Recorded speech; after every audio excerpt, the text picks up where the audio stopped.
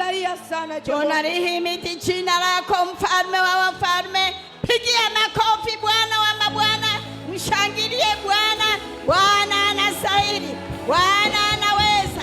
Jina lake libarikiwe. Makofi. Makofi kwa Bwana. Vigelegele kwa Bwana. Anastahili. Bwana anastahili. Jina lake libarikiwe. Jina lake lihimidiwe. Mapenzi yake yatimizwe. Tunaomba, tunasifu na kushukuru katika jina la Yesu.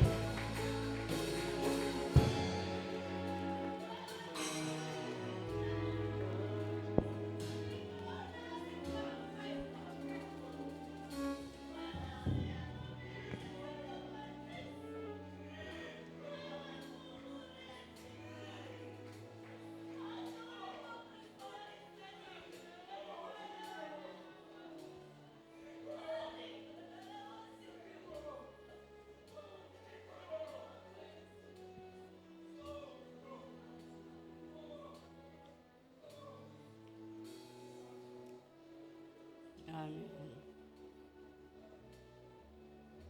Tunamshukuru Mungu. Wewe ni mwema.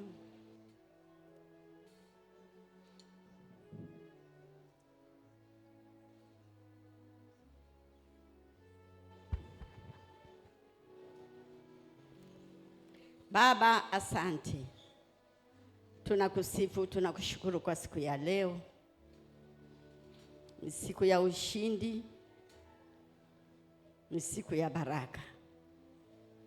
Umetushindia na shetani ameaibika, ameshindwa. Jina lako libarikiwe katika jina la Yesu.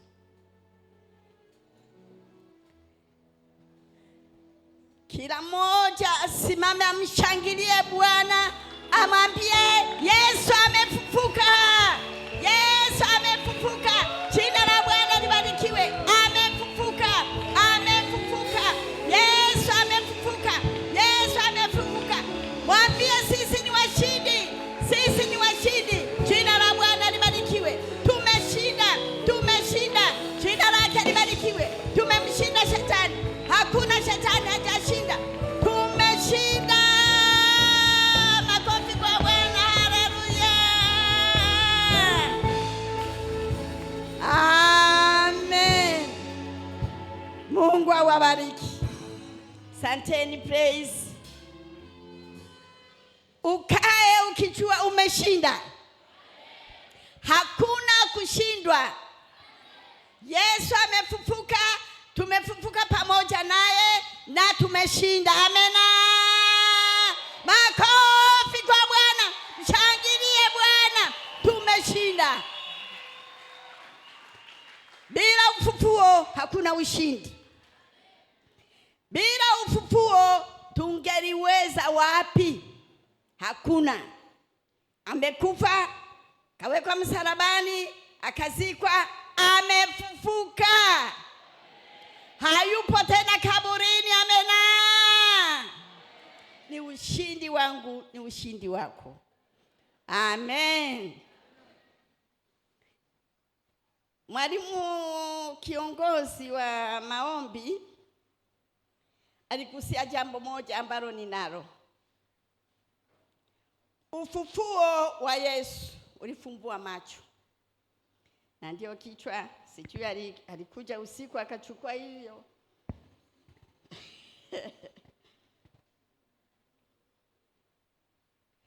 Kufufuka kwake Yesu kumetufumbua macho. Tumefufuka kwa sababu hiyo macho yetu yako wazi. Efeso inasema macho ya mioyo yenu yatiwe nuru. Tunayo nuru ndani ya mioyo yetu kwa sababu ya ufufuo wake Yesu.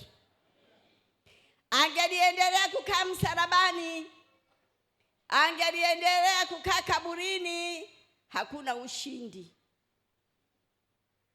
Sasa nitahubiri kifupi sana. Kuna mambo matatu ambayo tunaenda nayo.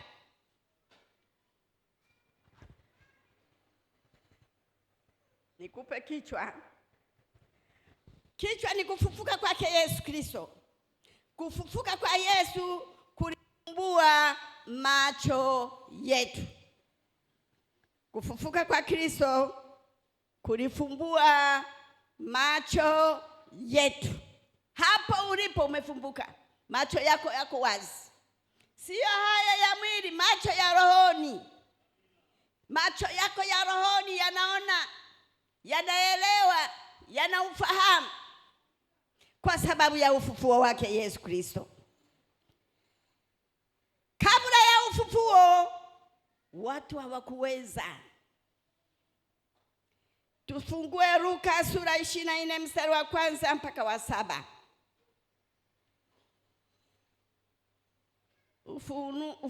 Luka 24 mstari wa 1 mpaka wa 7. Kuna nani yuko huko? Mimi wanaenda huko. Hamna maiki.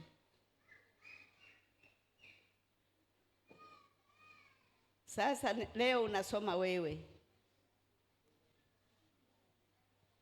Soma. Tusikilize kwa makini, kama una Biblia tufuate wote kwa pamoja. Luka 24 mstari wa 1 mpaka 7.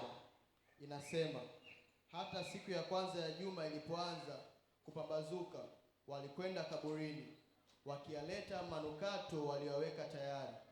Wakalikuta lile jiwe limeviringishwa mbali na kaburi. Wakaingia wasiuone mwili wa Bwana Yesu.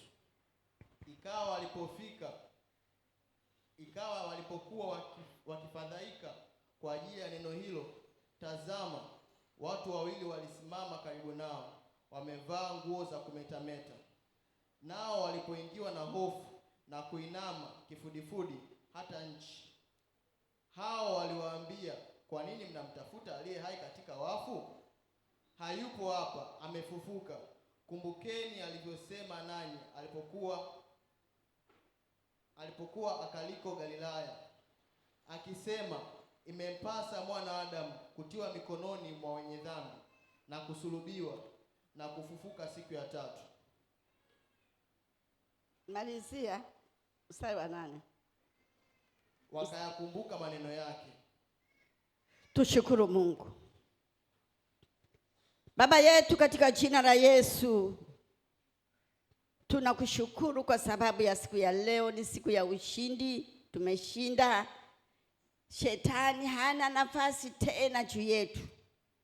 Baba, jina lako libarikiwe. Asante Roho Mtakatifu kwa sababu uko pamoja nasi. Neema yako yatosha, jina lako litukuzwe, mapenzi yako yatimizwe katika jina la Yesu. Amen. Hapa kuna mambo matatu ambayo nataka tuyaongee.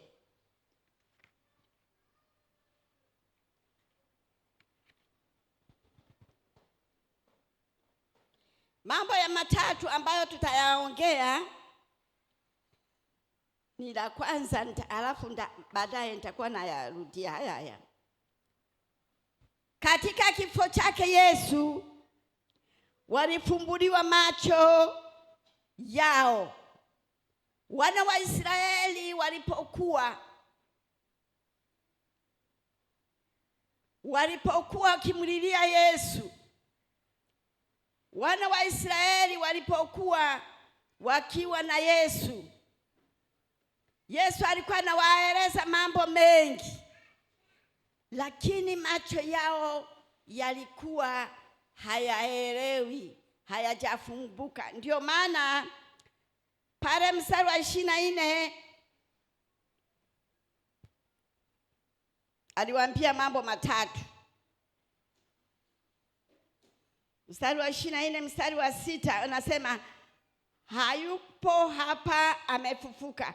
Kumbukeni alivyosema nanyi alipokuwepo Galilaya, akisema, jambo la kwanza, imempasa mwana wa Adamu kutiwa mikononi mwa mwenye dhambi.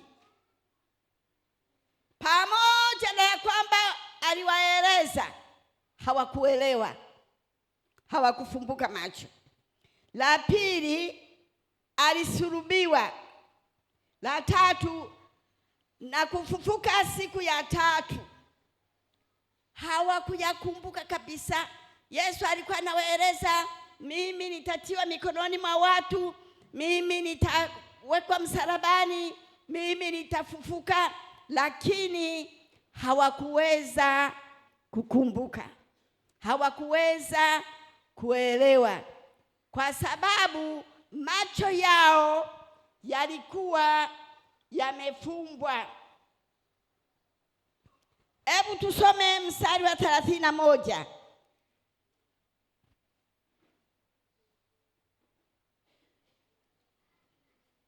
Mstari wa 31 unasema, yakafumbuliwa macho yao wakamtambua, kisha akatoweka mbele yao. Huo ndio mstari mkuu. Walifumbuliwa macho. 24:31.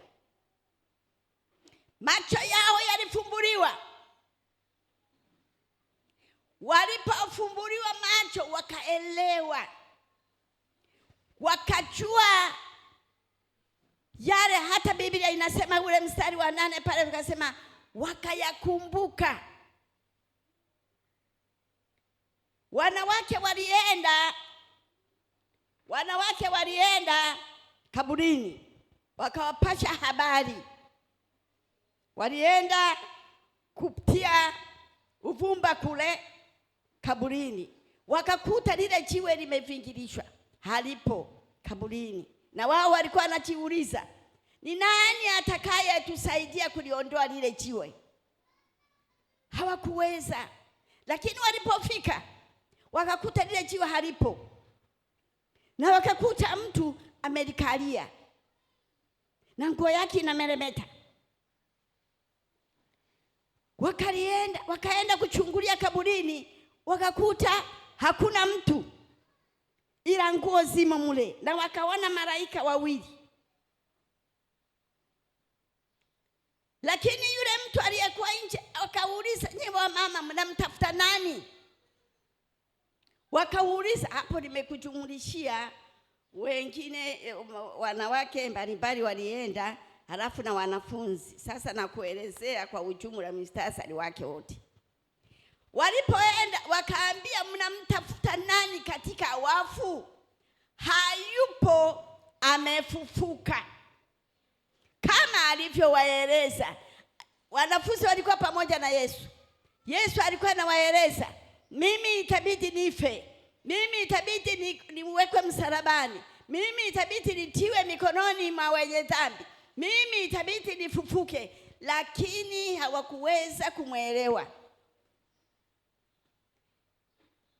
Hata siku alipokufa, alipowekwa kaburini, siku ya 3 alipofufuka, wale wanawake walipoenda wakashangaa, kaburi liko wazi. Walipochungulia wakaona kuna watu lakini wanameremeta, wakashangaa. Waliporudi kwenda kuwaeleza wanafunzi, ule mstari wa 12 unashangaza sana. Hebu tusome, hebu nisome mstari wa 12 unasemaje? Maneno yao yakaonekana kuwa kama upuuzi kwao, wala hawakuwasadiki. Ndiyo. Lakini Petro, hapo tu walipotoka wale wa mama, jamani, tumeambiwa eti amefufuka, yu hai, na tumeona malaika, na jiwe halipo, na kaburi liko wazi. Wamesema amefufuka. Wanafunzi pamoja na kuishi na Yesu, pamoja na kula naye chakula, pamoja na ishara na miujiza aliyofanya, wakapuuza, wakasema, wanawake hao wanazungumza nini? Hawakuyasadiki maneno yao. Hawakuyasadiki maneno yao. Petro ndio mstari alitaka kusema. Petro akakimbia pamoja na Yohana mpendwa. Wakakimbia, walipoenda hakuta kaburi halipo, kuna nguo tu na malaika. Wakaambiwa, wakamwona, wakasema, kweli Yesu amefanya nini? Amefufuka. Hawakuweza wanafunzi kuelewa mambo ya Yesu aliyokuwa anazungumza, aliyekuwa na watabiri, kwa sababu ya macho yao yalikuwa yamefumbwa. Macho yao ya rohoni yalikuwa giza, hayakuwa yametiwa nuru, hayakuwa yamefumbuliwa. Pamoja na macho ya mwili walikuwa namuona, lakini yeye Yesu alikuwa anawaeleza yajayo, alikuwa anawaeleza mambo yaliyopo. Lakini kwa sababu hawana njisi, hawana macho ya rohoni, hayakuwepo. Nimesema mwanzoni kwamba nitazungumza mambo matatu. Jambo la kwanza nimelizungumza hapa, walifumbuliwa macho. Jambo la pili, wakayakumbuka maneno yote waliokuwa wameambiwa. Ule mstari wa 8 hapa tumesoma. Wakakumbuka baada ya Yesu kujidhihirisha. Jambo la tatu, aliwafunulia akili zao wapate kuelewa. Aliwafunulia akili zao wapate kuelewa. Hebu usoma hapo mstari wa 24, mstari wa 45 na 46. 45 na 46. Ndipo akawafunulia akili zao wapate kuelewa na maandiko. Akawaambia, ndivyo ilivyoandikwa kwamba Kristo atateswa na kufufuka siku ya tatu. 46 umemaliza? Umesoma 46, 45, 46. Hawa wanazungumzwa watu waliokuwa naenda Emau. Walikuwa wawili. Wakiwa wanatembea, wanazio habari za wale wanawake walioenda kaburini.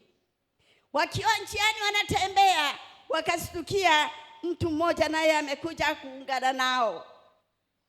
Wasimtambue ni nani. Wakawa wanazungumza habari za Yesu, alivyopigwa, alivyokufa, alivyozikwa, za kiajabu. Wakasema wanawake wameenda, wanazungumza habari za kwamba eti amefufuka. Yesu akawasogelea, akawauliza, hivi mnazungumza kitu gani? Kuna kati ya wawili, mmoja alikuwa anaitwa Kleopa. Akakasirika kweli, akamgeukia akasema, wewe tu peke yako ndio hujui mambo yaliyoko hapa.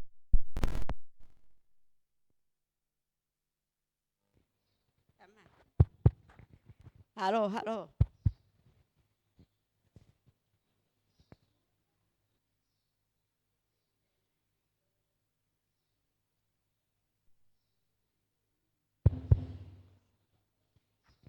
Kleopa akamaka, akasema ni wewe tu katika Yerusalemu hujui ya mambo yaliyopo.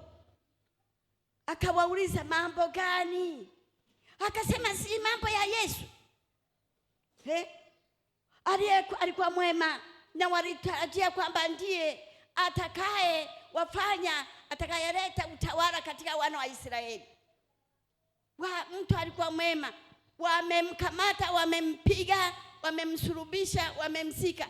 Sasa kiajabu, kuna wanawake wamekuja wanatuambia ya kwamba eti amefufuka. Mambo gani haya? Hawakujua mambo yoyote, wala huyu waliyekuwa naongea naye hawakumfahamu. Kwa sababu moja tu, macho yao hayakufumbuliwa. Fahamu zao hazikuwa zimefunguliwa. Akili zao na uelewa wao haukuwa umefunguliwa. Wapendwa wapenzi, wewe ambaye umeokoka, akili yako, ufahamu wako, mawazo yako yamefunguliwa. Yaani wewe ni mtu wa kumshangaza sana Mungu, kwa sababu unamuelewa. Hata ukifanywa nini hukubali, kwa sababu akili yako imefunguliwa. Hawa wanafunzi pamoja na kuwa na Yesu walifurahia, walimpenda, walikubali, lakini kuna kitu ambacho kilikuwa kimewafunga. Kuna wakati walisema, Yesu aliposema mimi nitakufa, Petro akaja juu akamkemea, usiseme hilo, wewe huwezi kufa, kwa sababu alimuona ana uwezo mkubwa sana, hakuna mtu wa kumweza. Lakini Yesu akamwambiaje? Rudi nyuma, huwazi yaliyo ya Mungu. Kibinadamu walikuwa na waza kibinadamu, kwa sababu Yesu alikuwa anaonekana na mwili. Wewe na mimi tumeokoka, macho yetu yamefunguliwa, wala si wewe, ni Bwana pale msalabani. Ile damu yake ilikusafisha. Wiki nzima, wiki iliyopita tulifundishwa habari ya Pasaka.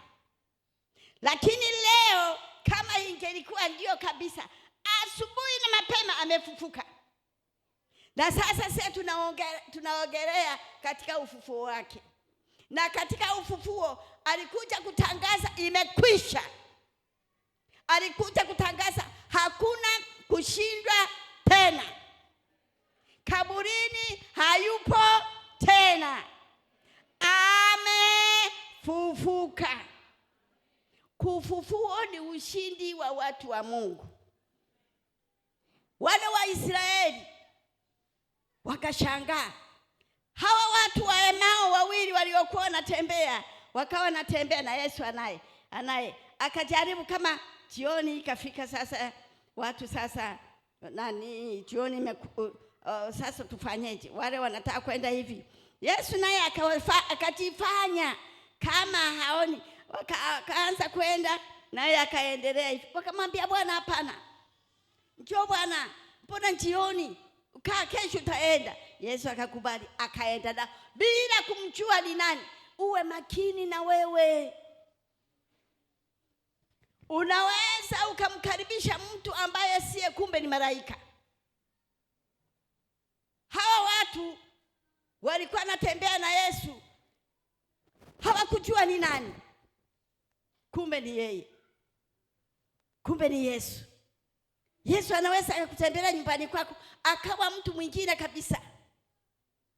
Tuwe makini, tuwe karimu. Nakumbuka hata kwenye Biblia, mama mmoja aliyekuwa ameenda pale kwa ajili ya kuweka manukato pale kwenye maiti.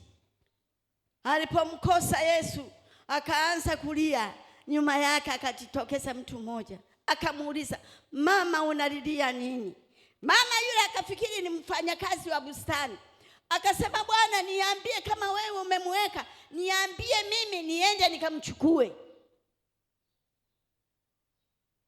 Hakujua ni nani anayeongea naye. Macho yake yalikuwa giza. Anayeweza kufumbua macho ya rohoni ni Mungu peke yake. Kwa hiyo inatakiwa wewe ukae katika roho ili macho yako yaweze kufumbuka, umfahamu Mungu. Ndio maana watu wanasoma Biblia hawaielewi, kwa sababu macho ya rohoni yamefumbwa. Efeso ikasema macho ya mioyo yenu yatiwe nuru. Hawana ni ile nuru ya Kristo. Alipokuwa niambie kama wewe umemweka, niambie nionyeshe nikamchukue. Sijui angelionyeshwa kweli, angelienda kumbeba, sijui ingelikuwaje. Lakini Yesu akamwita Mariamu. Alipomwita hivyo akamfumbua macho. Akamjua kumbe ndio yeye, akatoweka. Lakini akawaambia, enda kawaeleze tukutane nao Galilaya. Wanafunzi walikuwa hawajafunguliwa macho. Hawa watu wa Esau wakaingia naye ndani, wakakaa mezani, wakaanza kuongea naye akaanza kueleza. Alianza njiani kueleza, nyinyi watu msiosikia, habari hizi zimetabiriwa tangu zamani. Enzi ya kina Musa wameambiwa, enzi ya Zaburi, Daudi, wote manabii walizungumza habari za Masihi, atakavyokufa, atakavyofufuka. Sasa wakaanza kuwafundisha, wakamfurahia. Huyu ana ufahamu mkubwa. Hata pale walipokuwa wanaenda kwao, yeye akaendelea akasema, njoo Bwana, endelea kutueleza. Pamoja na hiyo wameenda kukaa naye ndani, hawakumfahamu yeye ni nani. Unaweza nyumbani kwako, unaweza njiani, unaweza popote pale ukakutana na mtu wa mbinguni, lakini usimfahamu ni nani. Tuwe wakarimu, tuwe na upendo. Amena. Ili kwamba hujui ni nani, wengine humwezi kumfahamu, kumbe ndio. Yesu alipokaa pamoja na wao, sasa kitu cha ajabu alichokifanya Yesu, kuonyesha yeye ni Mungu, hazuiliwi na kila kitu anaweza. Walipokaa mezani, mikate iko pale. Unajua mgeni si unangoja hata sahani upewe ni hii, si ndio jamani? Yeye mkate akaukamata, akauvunja, akaubariki. Walipokuwa katika kubariki, wale wakashangaa, jamani, huyu tena mgeni vipi? Alipokuwa kubariki akaumega, alipokuwa katika kushukuru, wale wakamtambua, kumbe ndio Bwana mwenyewe amefufuka kweli, ndio yeye. Akatoweka. Alipotoweka wakakimbia, ile kazi waliokuwa nafuatia kule, wakakimbia mpaka kwa wanafunzi. Walipofika kwa wanafunzi, wakakuta wanafunzi wamo ndani, wamekaa pamoja. Anafika tu, wanaenda kuwajulisha, jamani, Bwana kweli amefufuka. Na wao Yesu alikuwa amewatokea. Wamekaa kama hapa, akastukia mtu anatokea, akaanguka, tunaona roho. Akamwambia, amani iwe kwenu, hamuoni roho, mimi na mfupa si mnaona? Wakashangaa, kweli Yesu amefufuka. Na kuambia, ng'ang'ania hilo kwamba tuna ushindi. Yesu amefanya nini wanakwaya? Ndani mwako kuna ushindi mkubwa mno. Shetani halitaki hilo. Yeye anang'ang'ania msalaba, akijua kwamba pale msalabani hawezi kitu, amekufa. Na pale msalabani faida moja kubwa, mbili zilipatikana. Moja ni nini? Msamaha wa dhambi, na ya pili uponyaji. Yale mapigo yote aliyopigwa tulipona. Lakini ufufuo hii ni ushindi, ni nguvu, ni mamlaka. Hatuogopi, hatuogopi wachawi, hatuogopi jambo lolote. Tuna ushindi, tuna mamlaka. Yesu amefufuka, Yesu ameshinda. Haleluya! Tena nakwambia, wewe kama umelala, umeokoka, ukiingia usiku, mshukuru Mungu. Wala usiseme, Mungu naomba ulinzi, naomba Biblia inasema yeye yuko pamoja na wewe popote ulipo. Na anasema malaika anawazungukia akiwaokoa waliookoka, watu wake. Usiogope. Kuna mama mmoja au mtu mmoja, hicho ni kitu nafikiri ni cha kweli, ingawaje na mimi nilisimuliwa. Aliyenisimulia aliniambia cha kweli, ilitokea. Alikuwa anamuomba Mungu amuone. Yesu njoo, Yesu njoo. Kafunga siku nyingi. Yesu huwa anajibu maombi. Akamwambia, basi mimi nitakuja sijui kesho au kesho kuta nitakuja saa 6 kamili. Na kuambia takataka ilikuonekana kwenye uwanja wake. Alifagia uwanja. Akahakikisha saa 6 nina mgeni wa kutoka wapi? Mbinguni. Kapika chakula. Kaandaa vizuri. Kavaa vizuri. Kama ulivyovaa wewe na mimi. Kavaa vizuri. Saa 6 imefika kamili, akaja mtu mmoja kipofu na fimbo yake pale mlangoni kwake. Akasema, huyu naye anakuja kufanya nini hapa? Mimi na wageni saa kama hizi. Akamwambia, wewe unatafuta nini? Toka hapo. Ondoka. Unatafuta nini? Mimi saa hizi na nani? Si tulikubaliana nani sasa nani? Ondoka. Yeye anamngojea Yesu. Akafukuza. Ondoka. Saa hizi huyu ana nani? Ni saa hizi ndio anakuja. Yule akajaribu kama anakataa. Akasema, si wewe tumekubaliana na wewe. Nilikuambia mimi uje. Toka hapo. Yule akaondoka. Amengoja ile saa 6 ikapita yote mpaka saa 7. Sema, Bwana, mimi nimekungoja. Wewe umesema, ukisema inakuwa. Nilikuwa nakungoja uje. Sasa saa 6 imepita, saa 7 na sasa masaa yanaendelea. Akasema, nilikuja. Sijakuona. Nilikuja saa 6 kamili kama nilivyosema. Ila ukanifukuza. Mimi sijakufukuza. Akamwambia, uliyemfukuza ndogo wako, umenifukuza mimi. Ukimpa mtu chakula ana shida, umempa nani? Mungu. Yule akakomea hapo. Kuna mitihani Mungu anatujaribu. Lazima tuwe makini. Mioyo yetu ifumbuliwe, mawazo yetu yafumbuliwe, akili zetu zifumbuliwe ili tuweze kuelewa.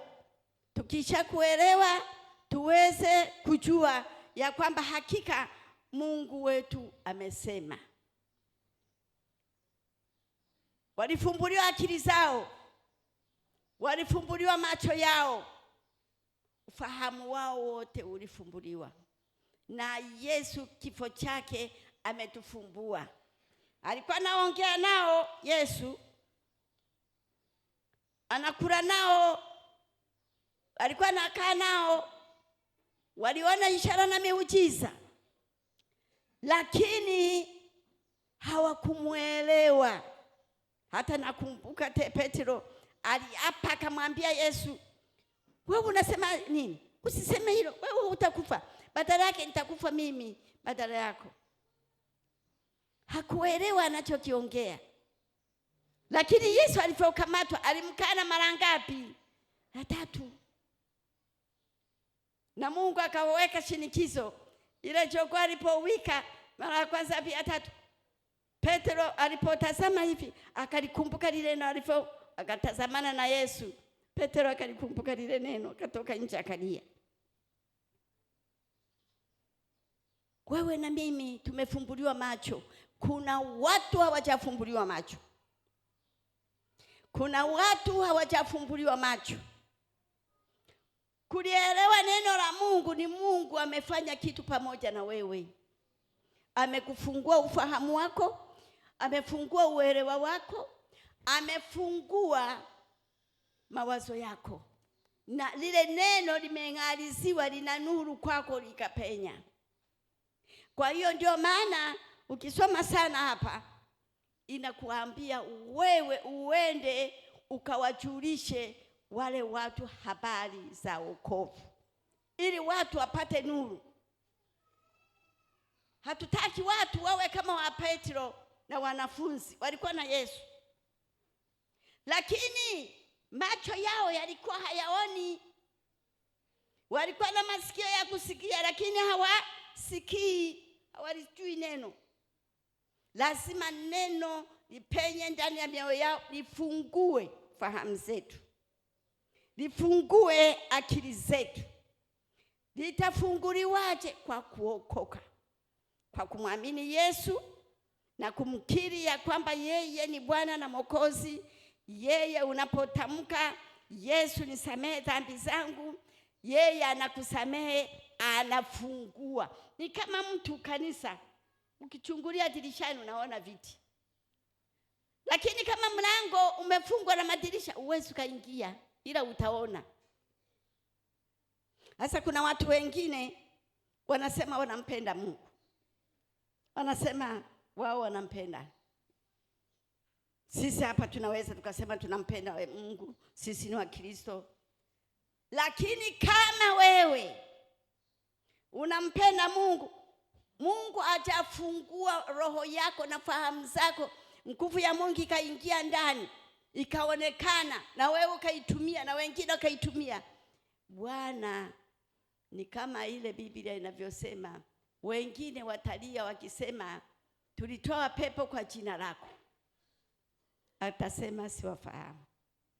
Wewe na mimi, Mungu atusaidie tuweze kulielewa neno, tuweze kufunguliwa macho. Tusije tukawa tunakuja kanisani, tunaomba, tunafunga, lakini nguvu ya Mungu haimo ndani mwetu. Nguvu ya Mungu ikiingia inakufungua. Amena. Nguvu ya Mungu ikiingia inakufungua, na ikikufungua inakuweka huru. Tusije tukajikuta Yesu alikufa msalabani lakini hajafufuka ndani ya mioyo yetu. Lazima roho yako ifufuke, akili zako zielewe, usome Biblia. Biblia ina maagizo ya kufanya. Biblia ina mafundisho. Ufundishe katika neno, ulitendee neno kazi. Biblia inasema hivi, wewe unaenda hivi. Hata kama unafunga, unapoteza muda, inakubidi umwambie Mungu, niko hapa, nisaidie. Mungu, mimi ninakupenda. Mungu, mimi nimeamua kuokoka. Amena. Kufumbua macho ni kuokoka. Unapookoka, Yesu anafumbua nini? Macho yako. Unakuwa hudaiwi na Mungu jambo lolote. Lazima ufumbuliwe macho yako ya rohoni, akili zako za rohoni zifumbuliwe. Lazima ufahamu wako na uelewa wako wote ufumbuliwe, uwe huru, uelewe. La sivyo utakuwa kama wanafunzi walikuwa wanaeleza, nitakufa, nitafufuka siku ya tatu. Lakini wapi, hata alipofufuka, wana wa mama wale walipopelekewa taarifa wakakataa, wakaona hizi habari mnazungumza nyinyi wanawake, mnazungumza nini? Mpaka akawatokea. Hata alipowatokea wengine hawakuelewa, hawakuamini. Wakina Thomas wakakataa, mimi mpaka nishike mikono yake. Lakini tatizo moja ni kwamba hawakufumbuliwa macho. Wakaambia, mngojeni Roho Mtakatifu, kaeni hapa siku mtakapofikia. Walifumbuka macho, wakaanza kupeleka habari njema. Wewe na mimi tumefumbuka macho, lazima tuipeleke habari njema, tusije tukakaa nayo. Lakini pia kama wewe hujafumbuka macho au hujaelewa habari za kimungu, basi Mungu siku ya leo ni zamu yako. Hatuulizi dhambi gani umefanya, hatukuulizi kosa lako, lakini unaweza leo kaombewa Mungu, ukapatanishwa na Mungu. Hata kama umempenda Mungu lakini unashindwa mambo kadhaa, ndio duniani hapa lazima ushindwe na kuombea nguvu za Mungu ili uweze kuendelea. Naomba wote tusimame. Simama mahali ulipo. Ufufuo ulifumbua macho. Nafumbuliwa mawazo yako, nafumbuliwa akili yako, nafunguliwa roho yako. Macho yako ya rohoni yanaona, masikio ya rohoni yanasikia, yanaelewa. Akili zako zinamuelewa Mungu. Fumba macho yako mahali ulipo na utulie. Watoto mtulie. Ninauliza wewe ambao uko hapa, ufumbe macho yako. Inawezekana kuna mtu, naomba mwalimu wa watoto akae hapa kunyamazisha watoto. Inawezekana uko hapa, ungelipenda leo na wewe umgeukie Mungu. Mungu yuko hapa. Inawezekana wewe unampenda Mungu lakini unakosea mno. Unapenda na wewe usikosee. Inawezekana wewe kweli unampenda Mungu lakini unashindwa jinsi ya kusimama. Unarudi. Lakini siku ya leo tunaenda kukuombea. Kama upo ungelipenda kumrudia Mungu au kumwambia Mungu nisaidie, nyosha mkono wako mahali ulipo. Unyoshe mkono tukuombee. Nyosha kabisa hivi. Asante sana. Asanteni sana. Kama wewe upo unapenda leo ukutane na Mungu akusaidie, akusamehe, akuokoe, pita mbele hapa. Ni watoto kwanza baadaye. Nataka kule wakubwa. Piteni mbele wala usimwogope mtu. Asante sana. Piteni mbele, pita tu. Asante. Asante. Asante. Asante. Pita tu. Bwana yuko hapa na siku ya leo utashangaa. Mungu yuko hapa tayari kukuokoa. Kwa nini ushindwe? Kweli unampenda Mungu lakini unashindwa kusimama, lakini pita hapa. Leo ni siku yako, Bwana atakuokoa. Bwana atakubadilisha. Pita tu. Bwana yuko hapa kusaidia. Asante. Asante. Asante. Naomba sogea kidogo, sogea kidogo. Asante. Pita. Asante. Pita tu, nafasi bado ipo. Nafasi bado ipo. Pita tu. Na ninyi mnaopita mbele, leo mtalala vizuri mno. Bwana anakuwa upande wenu. Pita mbele. Tukuombee. Bwana yuko hapa. Yesu tunatangaza amefufuka. Kwa nini asifufuke pamoja na wewe? Kwa nini uendelee kunyanyaswa na shetani? Kwa nini uendelee kushindwa? Pita mbele.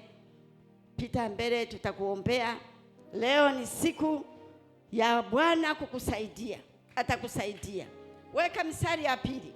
Naomba ukatie hapa, Mzee Marando. Katia hapa alafu mstari wa pili. Na kule wakate tuweke mstari wa pili.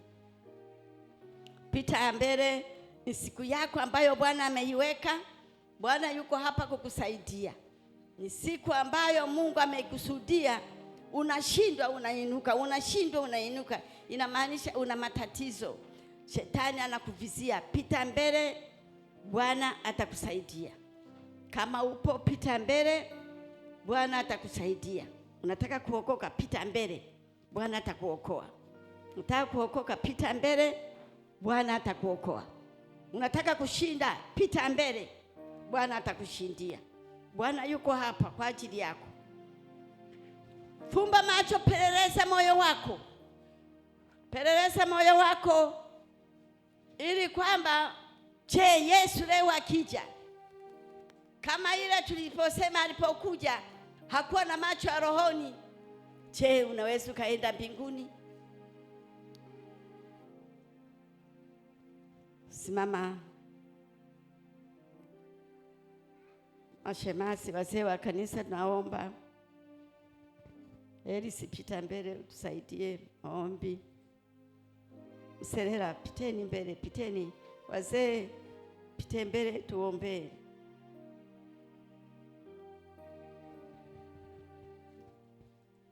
Na hebu niangalieni kwanza wote.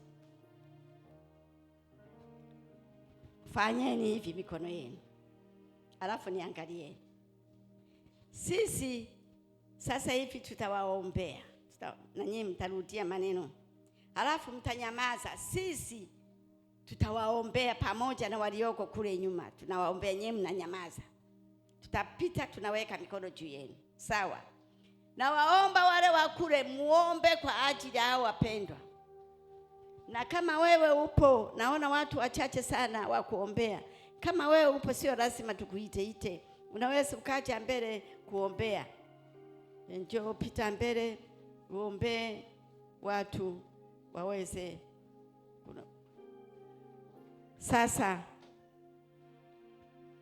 Fumbeni macho sasa na mrudie haya maneno. Sema, Bwana Yesu, Bwana Yesu, Bwana Yesu, Bwana Yesu, nakuja mbele zako, nakuja mbele zako. naomba Uniokoe, unisamehe unisamehe dhambi zangu zote.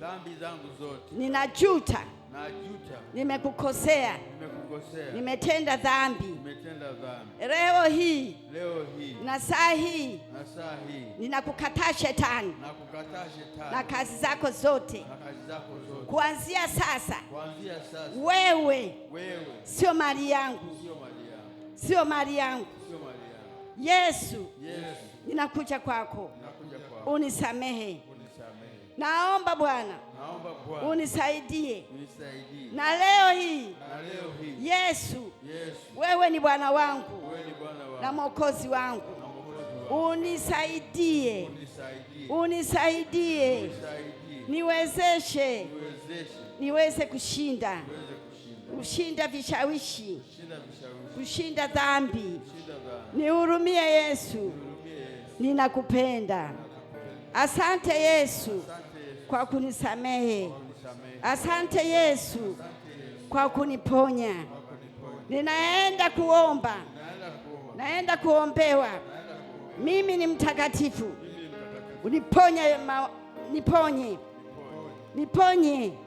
Ponya viungo vyangu, ponya kazi yangu, ponya usingizi wangu, ponya mawazo yangu, ponya kazi yangu, ponya fedha zangu, katika jina la Yesu, amen.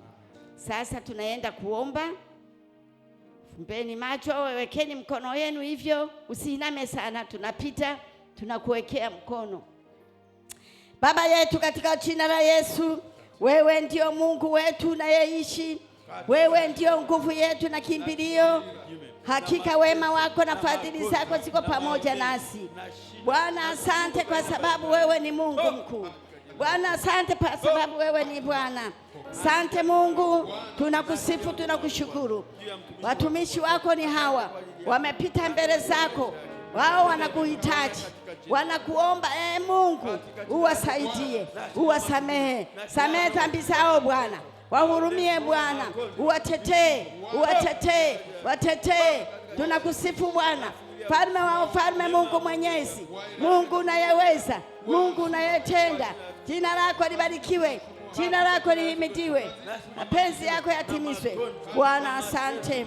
Hawa ndio watumishi ambao wamekuja kwako. Hawa ndio watumishi ambao wamekuja kwako. Bwana, wasaidie. Bwana, wawezeshe.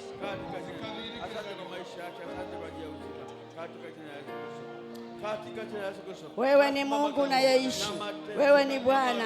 Bwana, kutana na watu wako, kutana na hao watoto, kutana nao Mungu. Rehema yako na neema yako, uweza wako na ukuu wako, baraka zako. Toka ibilisi na kazi zako zote. Majina mashetani hayana mamlaka. Toka. Ninakufungua. Funguka. Toka ibilisi na kazi zako zote. Majina mashetani hayana mamlaka, hayana fungu la sehemu, katika jina la Yesu. Toka ibilisi na kazi zako zote. Ninakufungua. Toka kwa huyu dada, toka kwa huyu kaka, toka kwa huyu kijana. Toka katika jina la Yesu. Toka katika jina la Yesu. Hama katika jina la Yesu. Una mamlaka, una fungu la sehemu. Ninatangaza uzima, natangaza kufunguliwa, natangaza kufunguliwa.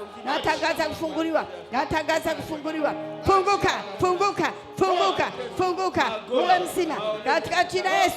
Funguka uwe mzima. Katika jina la Yesu nakufungua. Katika jina la Yesu nakufungua. Katika jina la Yesu nakufungua. Katika jina la Yesu nakufungua. Ninakufungua. Funguka. Kwa jina la Yesu. Kwa jina la Yesu. Funguka. Katika jina la Yesu. Funguka. Katika jina la Yesu. Natangaza uzima.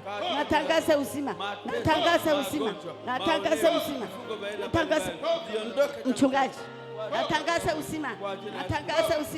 Natangaza uzima.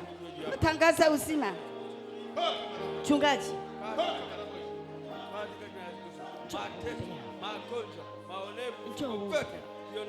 Katika jina la Yesu, katika jina la Yesu, katika jina la Yesu. Toka ibilisi na kazi zako zote. Majina mashetani hayana mamlaka, hayana fungu wala sehemu. Katika jina la Yesu, katika jina la Yesu, katika jina la Yesu. Na haribu kazi zako zote, na haribu nguvu zako zote.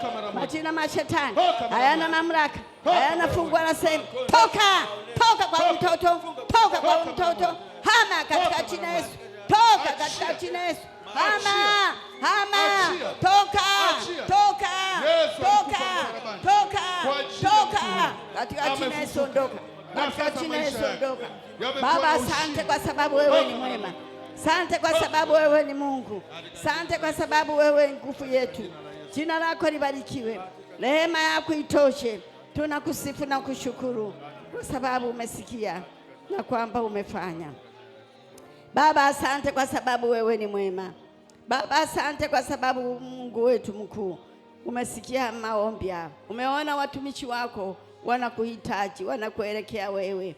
Kutana nao Bwana, wawezeshe, waponye. Usiku walalapo, ongea nao Bwana. Yale ambayo yalikuwa yanajitokeza ya giza hayana mamlaka tena juu yao. Tunaharibu kazi zote za shetani. Baraka zako Mungu tunazifungulia kuanzia sasa, ziambatane pamoja nao katika mwili, katika roho, katika familia, katika matashi yao, katika kunena, katika kuongea, katika ufahamu, katika kutafakari, katika kuwaza. Neema yako Mungu iwe pamoja na watumishi hawa katika jina la Yesu. Amen.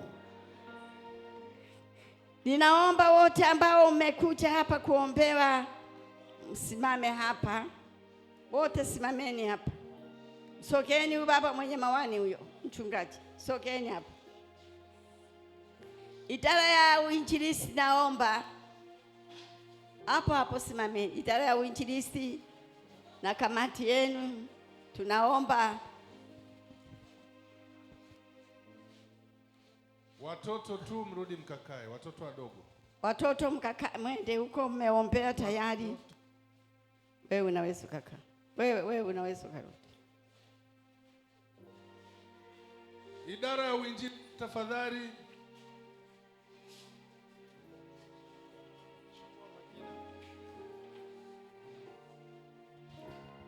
Basi tukiwa tuna mchungaji utashughulika na tuombe kwa ajili ya kuahirisha. Baba yetu katika jina la Yesu, asante kwa sababu ya wema na fadhili zako. Tunakusifu, tunakushukuru. Asante Roho Mtakatifu. Kuna watumishi hapa wamekugeukia wewe, wamemkataa shetani na kazi zao zote, na wao wako mbele zako. Tunakusifu, tunakushukuru ya kwamba utawaendeleza, ya kwamba utawatia nguvu, utawashindia. Jina lako libarikiwe. Asante kwa yote ambayo yamefanyika hapa, kuanzia maombi mpaka sasa hivi neno. Jina lako libarikiwe katika jina la Yesu. Amen.